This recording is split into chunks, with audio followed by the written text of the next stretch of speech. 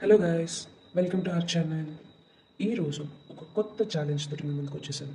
మనం exponential rules and ఫార్ములాస్లో చూసుకున్నట్టయితే a⁻0 is 1 అని చెప్పాం.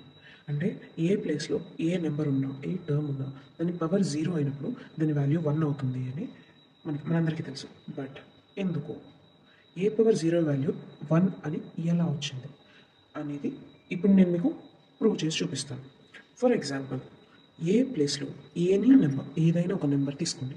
నేను తీసుకుంటాను సమ్ నెంబర్ 2. ఏ ప్లేస్లో 2ని నేను సబ్స్టిట్యూట్ చేశాను. అంటే 2/0 ఈజ్ ఈక్వల్ టు 1. ఈ 1 మనకి ఇప్పుడు ఎలా వచ్చింది అని చూద్దాం. 2/0, ఈ 2/0ని నేను ఎలా రాస్తానంటే 1 - 1 అని రాసుకోవచ్చు కదా. 2/1 - 1, 0ని 1 - 1 అని రాసాను. అలాగే ఇదే ఫార్ములాస్లో a⁻m - n is equal to a⁻m into e⁻−1గా రాస్తున్నాను.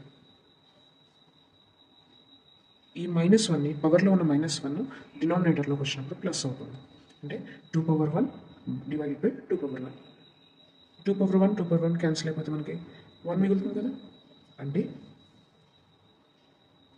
2/0 ఈజ్ ఈక్వల్ టు మనకి వాల్యూ ఎంత వచ్చింది? 1 వచ్చింది. అంటే ఇప్పుడు మనం ఏం ప్రూవ్ చేసాం? a⁻0 is equal to 1.